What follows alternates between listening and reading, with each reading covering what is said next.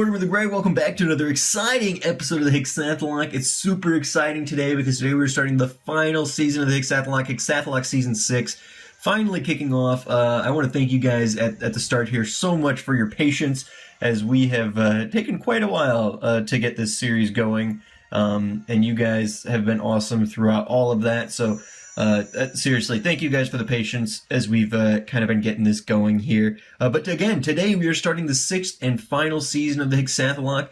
For those of you guys who are just joining us, this is the 6th season of an ongoing series where we have been... Oop, we gotta be advancing here. Where we have been playing through one of each generation of Pokemon. Well, not necessarily each generation of Pokemon, but we've been playing each region of Pokemon. There have up to this point been 6 regions: Kanto, Johto, Hoenn, Sinnoh, Unova, and now we are starting the run through Kalos. I say we're not playing through each generation because technically speaking, for like Season 1, we played through FireRed as opposed to Red, which was the the Generation 3 remake of a Generation 1 game and things like that. And we played through HeartGold as opposed to Gold and all that. So, alright, so we have to pick out our name.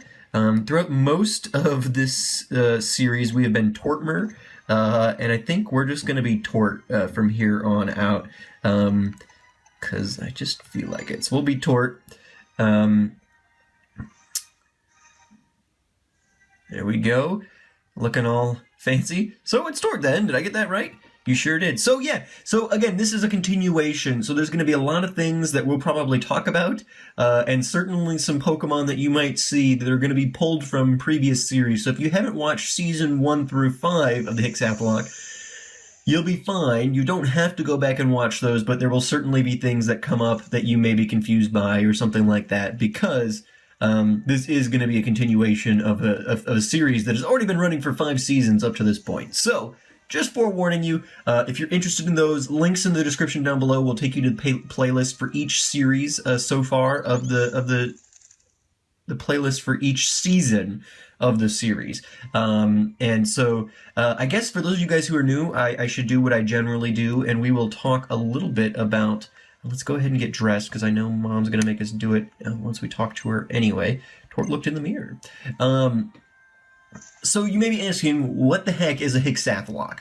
And so I need to explain 2 things to you guys, as I generally do at the beginning of every series, every season. I keep saying it's a series, and it's a continuous, ongoing series with seasons in it. Basically what the Hexath'locke is it is a Nuzlocke variant of my own development.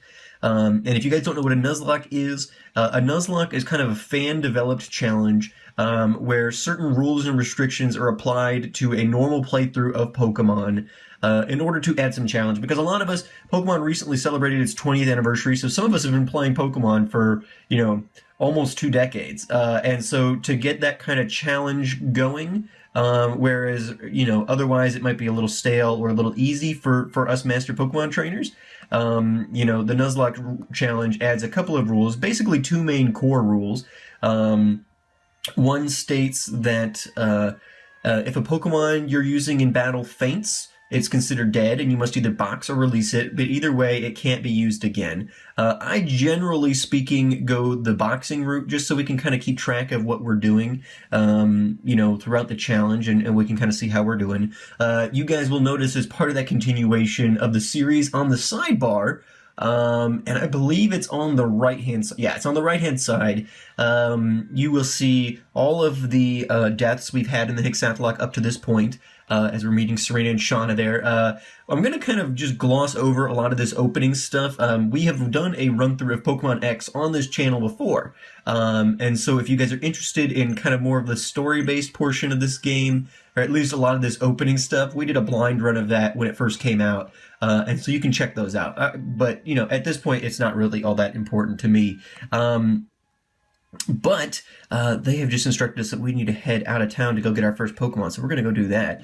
But yeah, so the Nuzlocke challenge, if one of your Pokemon faints, it's considered dead. and you can no longer use that Pokemon. And the other rule that is really inherent to Nuzlocke is you can only catch the first Pokemon you encounter on each route. And so, once we get our Pokemon and Pokeballs, the challenge rules will take effect. And basically, if we jump onto Route 2, and the first Pokemon we come across is going to be the Pokemon we have to catch, or we don't get a catch for that route. And there are restrictions or clauses to that. The two main ones that we use in this series is the dupes clause. So if we happen to jump onto a route later in the game and it pops up a Pokemon that we already have, or an evolution of the Pokemon we already have, then we have the option to call dupes clause, and we get 2 more encounters to find a non-duplicate Pokemon. Or we either have to catch a duplicate, or we get to, okay, so wait, we're picking our, I think we were Big T last time. Let's be, T-Meister. That sounds fun. You want us to call you T-Meister? Yeah. Alright, so, what was I saying? So yeah, we have the dupes clause, so that allows us to get a little bit more variety, because sometimes it's nice to not have to, have a team full of Rattatas or whatever. But we also have the shiny clause, which states that if we come across a shiny Pokemon, we get to pick our starter here. If we come across a shiny Pokemon, we can catch that Pokemon. But the rule that I have is that you must use that Pokemon on your team. So if we, like in Season 2, or Season 3, we found a shiny Caterpie, so we had to have Butterfree on our team. But Boss was awesome, so that wasn't a problem. Anyway, so here we are. We have the starters out here now. And so you guys voted at the end of last season, at the end of Season 5, you guys decided which Pokemon you thought we should use. You got to choose between Chespin, Fennekin, and Froakie. And the votes were kind of close, but for the most part, you guys all came out, not all, but the majority came out on the side of Fennekin. And so we're going to be taking the little Firefox Fennekin here, and we will see how that goes. Pokemon in this generation, starters get a elemental type, an elemental move to start with. So would we like to give our Pokemon a nickname? Yes. So let's see here. We have a male. So our little Fennekin is a male, and I have picked out a name. So we're going to name this little Fennekin Olorin.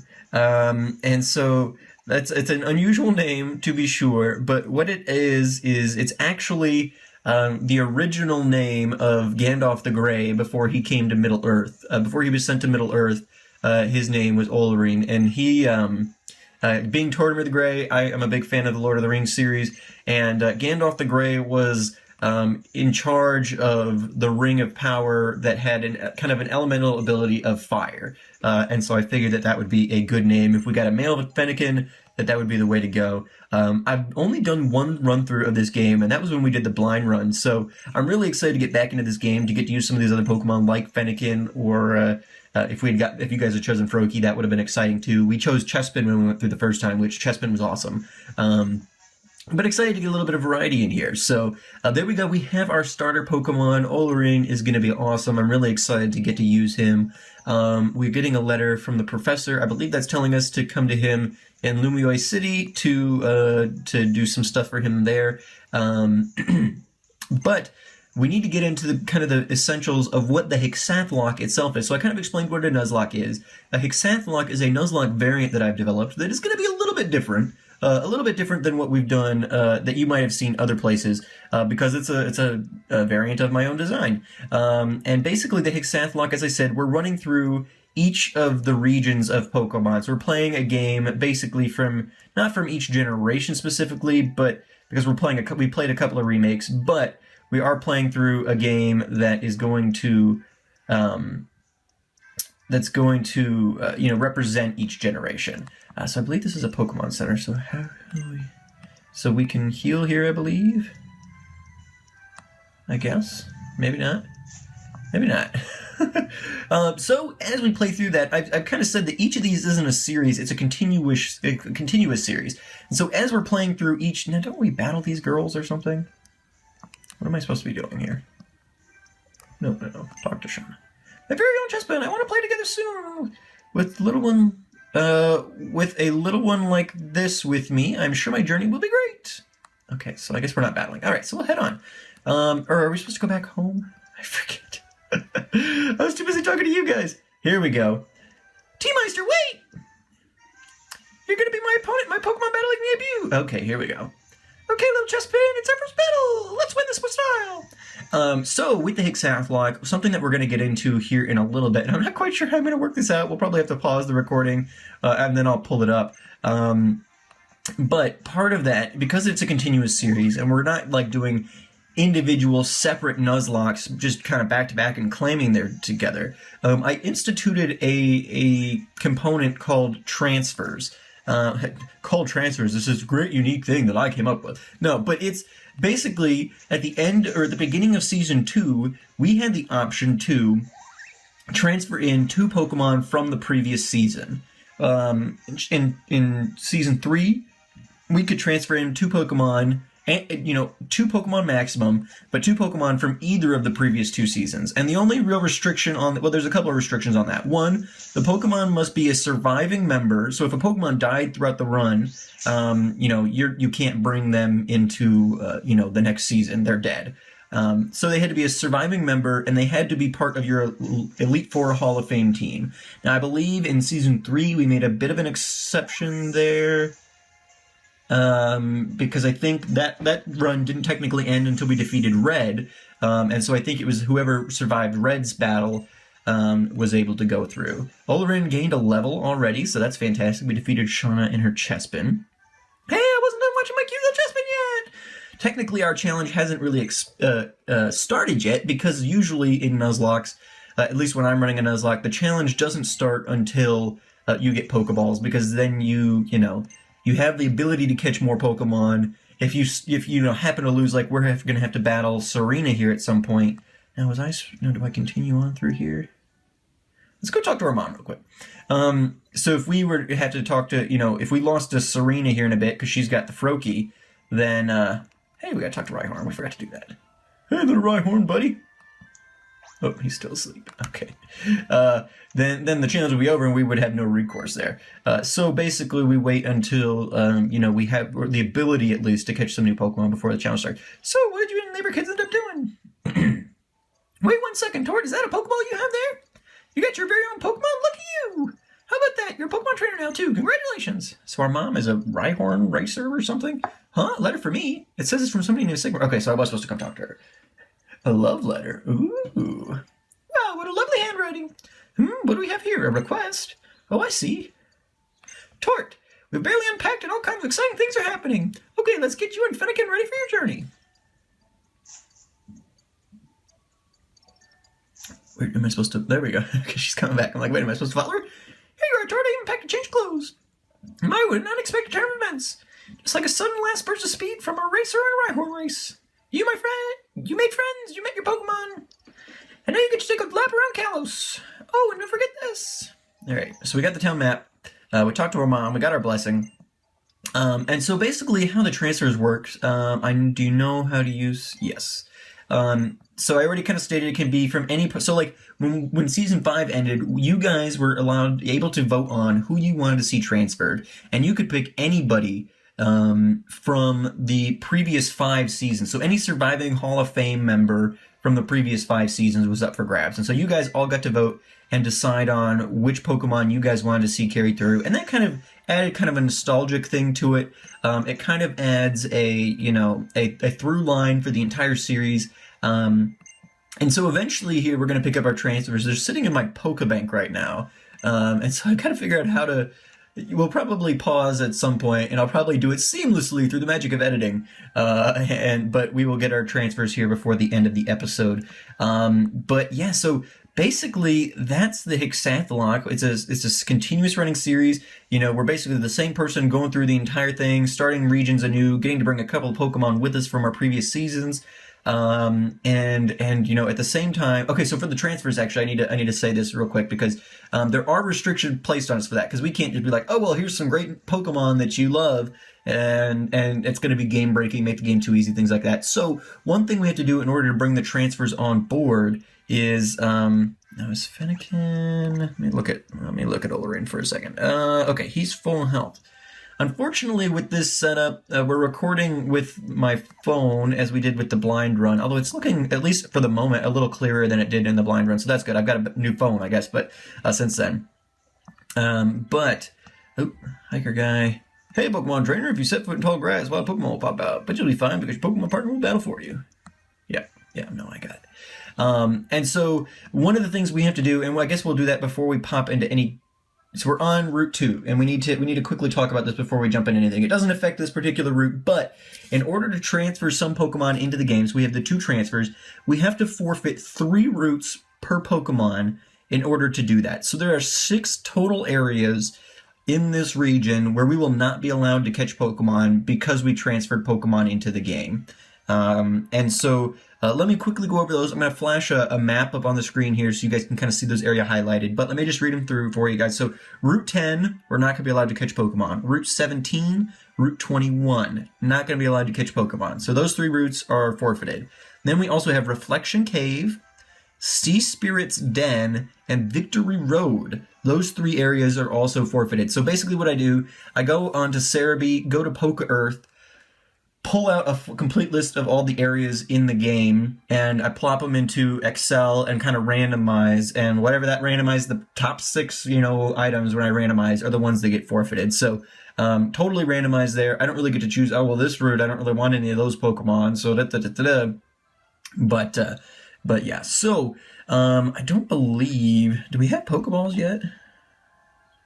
Let's check this. Got a potion.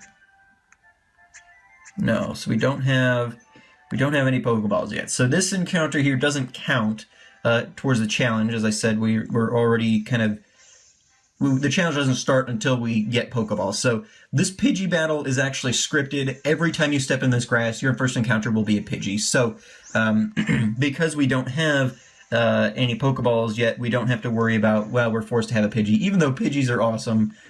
We've had some great Pidgeys throughout the course of this series, and I wouldn't hate getting a Kazooie number 2 or something in here either, but there we go. So Olorin defeats Pidgey, first wild encounter done, so that's exciting. Now if we head through here, I believe, yep, so Shauna and Serena are standing here. Oh, hi, T-Meister!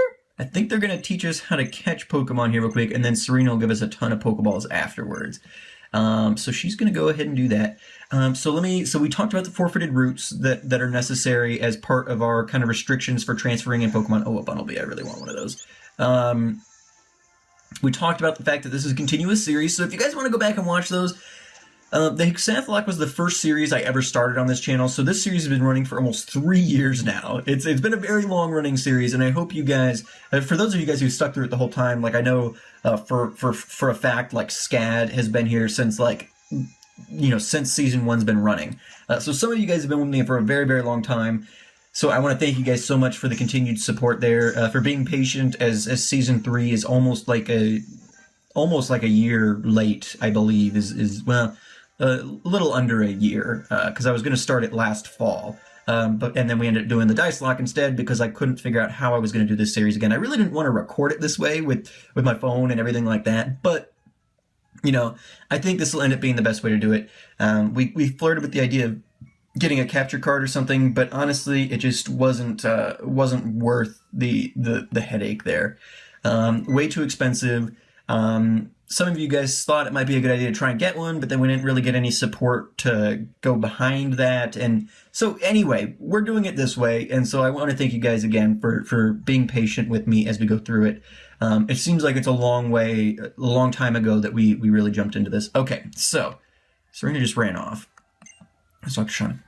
Okay, if I find a cute Pokemon, I'll throw lots of Pokeballs at it, and then we'll become friends. All right, so we have Pokeballs, which means the challenge has begun, which means whatever Pokemon we find in this grass is going to be our first catch for Hexath'locke Season 6. So let's see what we get here. And it's a Pidgey. All right. I'm not mad at that.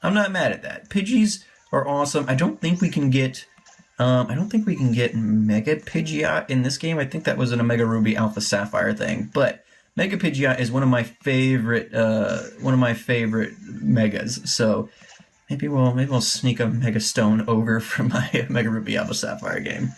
Ooh! Pidgey used Tackle. Okay, so we have Pokeballs now. So let's go ahead and we will throw a Pokeball here. There we go. Fantastic. So come on, Pidgey. Come on, come on, come on, come on. Dang! Alrighty, so we have made our first catch of the Hexath'locke Season 6, which is super exciting. Oloran gained some experience points because in this generation you get experience just from catching Pokemon even. So lots of experience going on here. Alright, so... okay, so Pidgey's coming up. Let's get this guy a nickname really quickly. Give a nickname to the Pidgey. Yes. Alright, so we have a male Pidgey. I think we might have used this name in the past, but I'm going to use it again. So we're going to name this guy Wash. And that'll be good. Wash. There we go. We might have used that for a Pidgey at some point in this series, but I think he might have died, so we'll make it that way. Alrighty, guys, so we have caught our first Pokemon. Let's go ahead and save quickly, and then I think we'll head over. We've got to find a PC so we can get our transfer, so let's go ahead and do that very quickly. Acorde Town.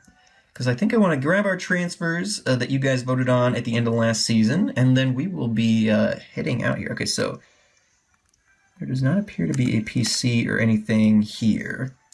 Maybe we need to head on to the next town. So let's check that. Let's head in here real quick. Make sure that we don't have anything screwed up. No. Okay. So what we're gonna do, we are gonna pop. I think she'll heal our Pokemon. Since we have Pokemon to heal now. Maybe? Your Pokemon well? Might you rest? Okay, so yeah, she will heal our Pokemon. Fantastic. How can you possibly feel well when our Pokemon aren't feeling well? Come see me anytime your Pokemon aren't doing well. I'll take care of them. Alright, so it looks like we're going to have to head on to the next town here. So let's go ahead and do that. Just quickly pass through Route 2. Skip around Shauna. Oh, another encounter here. We've already done our catch for the route, so we can't do anything else, but we do have a little scatterbug. I believe that's what we caught when we did the blind run here. Although we weren't doing a Nuzlocke during the blind run, so that made things, we could make a little bit choices there. But we had a Radagast, the scatterbug, and then Vivillon there at the end. So there we go. One of the newer Pokemon from this generation, which is exciting. Let's head on this way, get through Route 2. Okay, we might be heading into the forest here. Two trainers' eyes meet, Pokemon battle must begin. If this is going to be the forest, we're probably going to actually call it a day, and we'll have to pick up our transfers next time. The forest is actually a pretty lengthy period here. So if that's going to be the case, it might actually be episode 2 before we get to the transfers, which is a bit disappointing, but at the same time, you know, that's okay. That's okay. We'll spend some time hanging out with Oloran and Wash, and we'll make it through to the other side there to pick up our transfers next episode. Then to carry on the journey. But let's just double check. I have a feeling that's what it is. Again, I haven't played through this game or this generation since the blind run, which I put down beginning of 2014. I think is when that series ended ish. Well, 2014 spring at some point probably. Maybe no, that one was pretty long. It might have even run into the fall there, possibly.